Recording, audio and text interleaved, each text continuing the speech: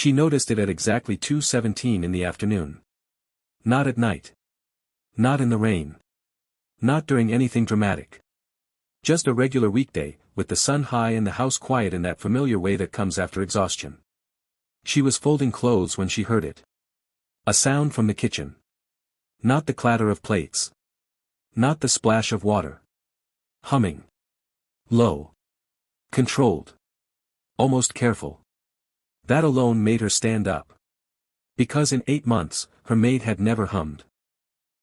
The woman walked slowly toward the kitchen, already feeling uneasy without knowing why. She stopped at the doorway and saw the pot on the stove boiling over. And her maid's hand was inside it. Not pulled back. Not shaking. Just resting there. Steam rose around her fingers. The humming continued. The maid turned her head and looked at her. And smiled. Her name was Morayo. She had not planned to hire help. Life simply cornered her into it. Her marriage ended without noise, without shouting, without anyone to blame loudly. One day, her husband packed his things, said he was tired, and left her standing in a house that suddenly felt too large for one woman and a child.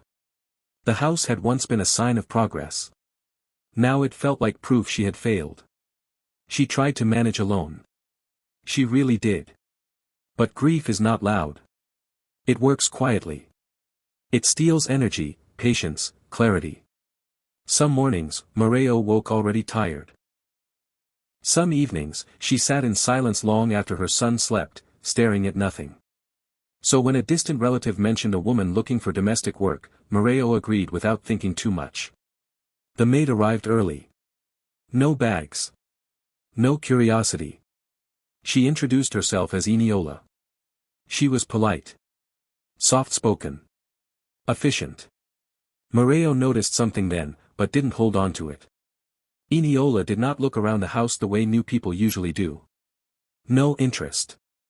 No judgment. No admiration. She behaved like someone who already knew where everything belonged. From the first week, life became easier. Too easy. The house stayed clean without effort. Meals appeared on time. Cunnel slept through the night again. Morayo felt relief settle into her bones, and with it came something else. Silence. The kind that feels earned. So she ignored the small things. Like how Eniola never ate. How she avoided mirrors. How she never entered Morayo's bedroom unless invited. Or how Cunnel grew attached to her almost immediately. Sometimes Morayo overheard them talking quietly. Cunnel's voice serious. Focused. When Morayo asked what they talked about, Cunnel only said, "She listens." Morayo laughed. That was what maids were supposed to do. The nights were the hardest. Morayo sometimes woke suddenly, heart racing, certain someone had just passed through her room. She would sit up and listen. Nothing. In the morning, Eniola would already be awake. "Did you sleep well?" she always asked. Morayo always said yes. Things outside the house improved too. Her work stabilized. Her mind felt clearer. People commented that she looked stronger. Morayo accepted the compliments without understanding them. She did not notice how often Eniola watched Cunnel sleep. She did not notice how carefully Eniola avoided the storeroom. And she did not question the rules Eniola quietly set. Because life finally felt manageable. Until the afternoon. The power had gone out.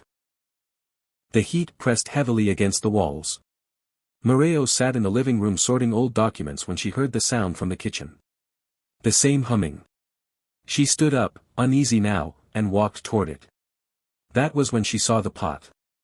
And the hand. Morayo froze. "Sola," she whispered, using the wrong name before correcting herself.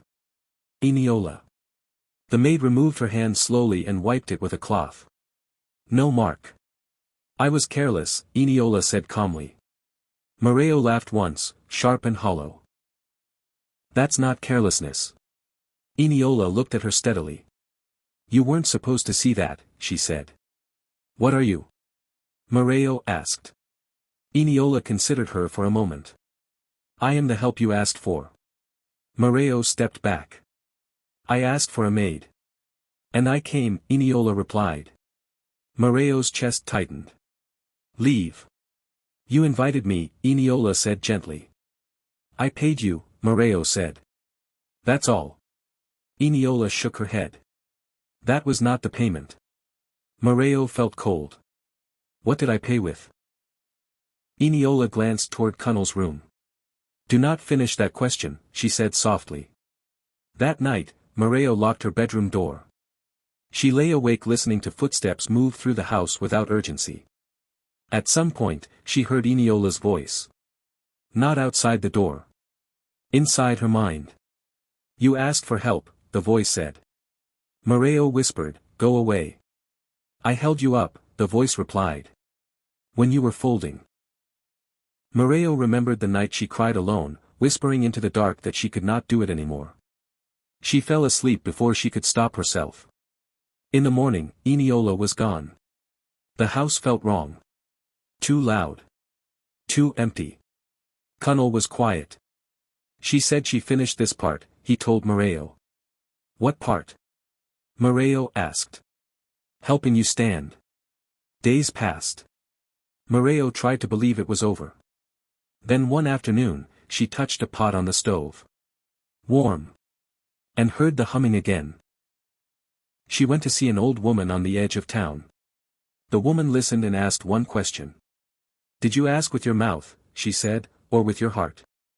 Morayo had no answer. You cannot dismiss what answered you, the woman said. You can only decide how much space it takes. That night, the voice returned. You are making this harder than it needs to be.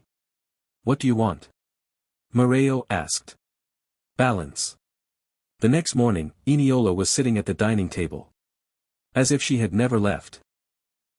Morayo did not scream. She sat down slowly. I want you gone. Eniola looked at Cunnel. Do you? Cunnel hesitated. I want my mother to stop shaking, he said quietly. Morayo felt something break inside her. I don't want him, Eniola said. I want what keeps him safe. And the cost? Morayo asked. You will always need me. Morayo nodded. From that day on, the house stayed calm. Cunnel grew strong. And sometimes, in the afternoon, when the kitchen hums on its own, Morayo remembers. Not all help leaves. Some wait.